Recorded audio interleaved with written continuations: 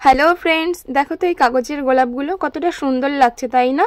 তো চলো আর সময় নষ্ট না করে জলদি করে শুরু করা যাক। এই গোলাপটা বানানোর জন্য আমাদের লাগবে কিছু রঙিন কাগজ। তোমরা এখানে তোমাদের পছন্দ মতো নিতে পারো অবশ্যই। প্রথমে আমরা গোলাপের পাপড়িগুলো তৈরি করব। এর জন্য আমি গোলাপি কালারের একটা কাগজ নিয়েছি, আর এটাকে লম্বালম্বি করে ভাঁজ করে নেবে। যেরকমটা আমি দেখাচ্ছি ঠিক এরকম ভাবেই ভাঁজ করে নেবে। তোমরা এখানে নিজেদের পছন্দ মতো গোলাপের পাপড়ির সাইজটা রাখতে পারো। তো কাগজটা ভাঁজ করা হয়ে গেলে লম্বালম্বি ভাবে তার উপরে পাপড়ির একটা ছবি এঁকে সেটা কাঁচি দিয়ে সুন্দর করে কেটে নেবে। দেখো, কাটার পরে কিন্তু ঠিক এরকম হবে পাপড়িগুলো দেখতে। তো পাপড়িগুলো যেহেতু গোলাপি কালারের থেকে পার্পল কালারটাই বেশি, তাই আমি ডিপ পার্পল কালারটা দিয়ে সাইডে এরকম করে একটু হালকা হালকা করে রংটা লাগিয়ে নিচ্ছি, যেন প্রত্যেকটা পাপড়িতেই লাগে, তবে অল্প অল্প করে। তো এবার পাপড়িগুলো খুলে শুকোতে দেব।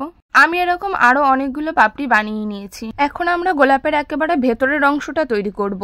এর জন্য অন্য একটা ছোট কাগজের টুকরো নাও, এটাকে খুব টাইট করে রোল করো, ঠিক যেন একটা ছোট কুড়ি যেরকম হয় ঠিক সেরকম ভাবে। এটাকে ভালো করে আটকানোর জন্য এখানে আঠা ব্যবহার করো। হাত দিয়ে ভালো করে টাইট করে করবে যেন খুলে না যায়।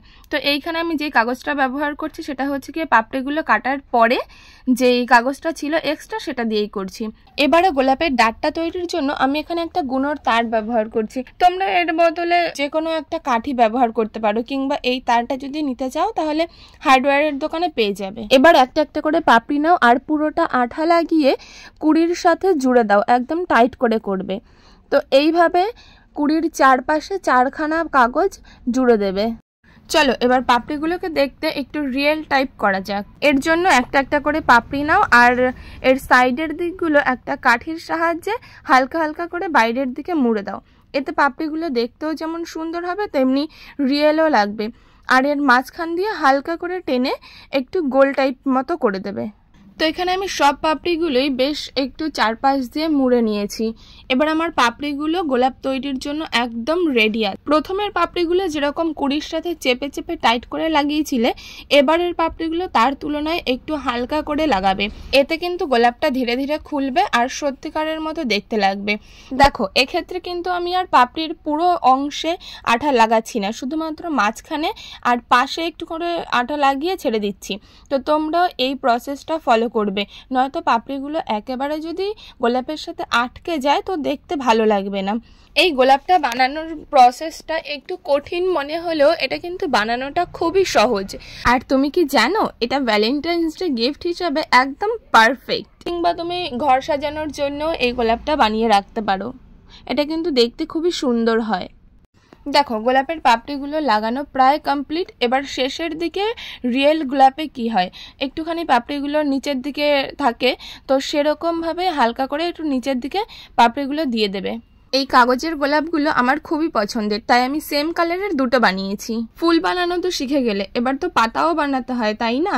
এর জন্য দেখো, আমি কাগজটা যেভাবে ভাঁজ করছি ঠিক সেইভাবে ভাঁজ করে কেটে নেবে। এরপরে কোনাকুনিভাবে কেটে নেবে যেরকম দেখাচ্ছি। এবার এরকম একটা সরু গুণর তার নেবে, এটাও হার্ডওয়্যারের দোকানে ইজিলি পেয়ে যাবে।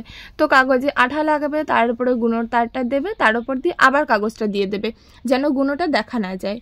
এরপরে শুকিয়ে গেলে সুন্দর করে এটা পাতার শেপ করে কেটে নেবে।